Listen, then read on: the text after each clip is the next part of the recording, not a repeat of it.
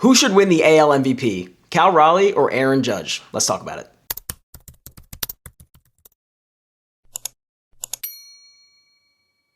First of all, Mariners fans, I know it has been a while. I have not posted a video since the Mariners acquired Josh Naylor back at the trade deadline, but it is so nice to say that the Seattle Mariners are AL West champions. Now, I will post a few more videos this week, hopefully going into some more details on that, but in this video, I kind of want to give a perspective that not a lot of people in the sports world are talking about between the Cal Raleigh and the Aaron Judge situation. But I'm going to do this a little bit differently than most people are, and that is from a non-analytical perspective. So I'm not going to sit here and go back and forth on home runs, slugging, none of that stuff.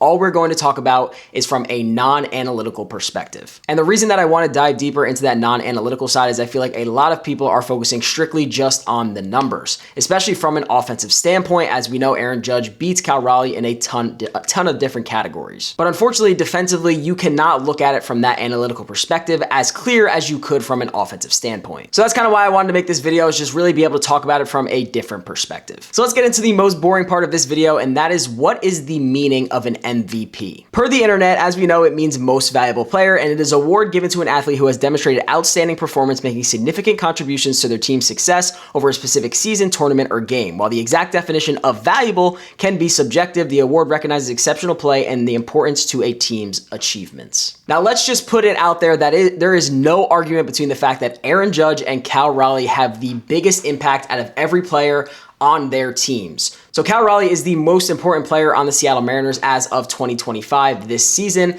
and Aaron Judge, which is usually every year, is the most important player on the New York Yankees. So right there, there's no argument there. Both of those players have a massive impact on the success of those teams. Now, the subjective part, per the definition, is the part that most people are arguing about, and that is, what do you value more? Do you value offense more? Do you value defense more? Do you value a clubhouse presence more? What do you value in terms of what you see in an MVP? So let's just kind of get the obvious things out of the way.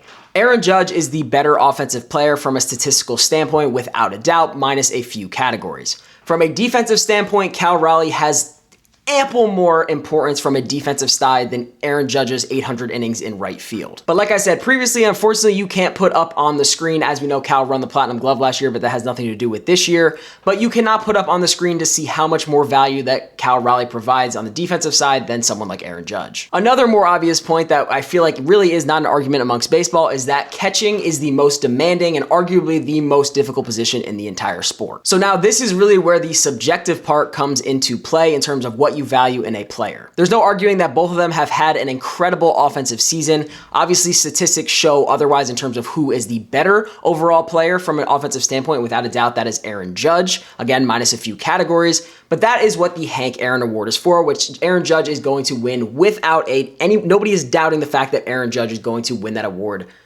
with flying colors. But from an MVP standpoint, and again, at the end of the day, this is of course my opinion, and of course I may be a little bit biased, but I'm trying to see it from both sides of the spectrum here. To me, your most valuable player is somebody who encompasses the player as a whole. So I'm talking about whether it's base running, whether it's defense, whether it's offense, whatever the case may be, that player is encompassing everything. He is the most valuable player to your team, outside of just the offensive numbers. So here is where kind of my take and my subjective understanding of what the MVP should be, and why I of course do think it should be Cal Raleigh, and that is not discrediting Aaron Judge having a hell of a season. That is not discrediting the fact that Aaron Judge is probably going to go down as one of the best offensive players this sport has ever seen. I am not discrediting that by any means whatsoever. I am strictly talking about the 2025 season and who has the most value to their team. So going back to the Cal Raleigh side, not only is he breaking records that you're never going to see another season like this from a catcher ever, most likely. At least not in my lifetime, maybe in the future somewhere where there's a whole other era where these offensive guys are just bouncing off the charts. But you're putting him in names with Mickey Mantle, Babe Ruth. You're putting him in that same category after the season that he is having from a catching perspective. But to make this even easier to understand, at least from my point of view, I'm not even going to talk about his offense in this next segment. So this is just strictly talking about his value of playing the catcher position. So not only is he sitting behind there for over 1,000 innings a year, squatting behind the dish, that takes a toll on you on its own. Might as well then getting hit by how many foul balls throughout the year, whether it's your head, your shoulder, your elbow, whatever the case is, and then trying to go up to your next AB while feeling that pain wherever you just got hit with that foul ball and still producing at an extremely high level. Cal Raleigh every time, and it's different for every team, but for the Seattle Mariners, Cal Raleigh calls every single pitch of every single game that he is behind home plate, which is why he has to go to all of these pitcher meetings. He's not just focusing strictly on hitting and catching some fly balls. He is focusing on how he needs to run a pitching staff, how are they approaching every batter of every game, no matter who's on the mound, whether it's Andres Munoz, Logan Gilbert, whoever it is. He needs to know what are the best pitches that need to be thrown to, say, someone like Aaron Judge every single game based on who he's facing, whatever the gist of that game is. He needs to know the insides and outs, not only from an offensive standpoint, but also from the defensive side and every pitch, every batter. And another little bit that kind of goes along the defensive side is you have to put the question out there, which I feel like a lot of people are kind of ignoring, is yes, do the Mariners have a great pitching staff, and have they probably for the past few years? Absolutely. But how much worse, arguably, could you say that pitching staff is if they have a catcher that they don't fully trust back there? If they have a guy that they don't trust to call every single pitch and instead they want to call their own pitches. There is not a single player on the Seattle Mariners pitching staff that calls their own pitches, and that shows how much trust they have in someone like Cal Raleigh. So again, while there is no possible way statistically to show that on a piece of paper saying the Mariners would have X amount of less wins or X amount of more losses if Cal Raleigh is not their catcher behind the dish, of course there's no way to actually show that information. So right there alone, just from a catching standpoint and all those things I kind of just listed, that is my subjective understanding of what should an MVP consist of in terms of how much value they're actually providing to their team. And I'm going to go back into a little bit more detail in terms of what I mean just based on positionally. The New York Yankees can throw anybody they want out in right field, and it would not change for the most part the outcome of any kind of game whatsoever. You could have Aaron Judge DH 162 games a year, and the Yankees would not be sitting there like, well, what if Aaron Judge was playing right field instead of whoever they put out there? But due to the extremeness of the catching position,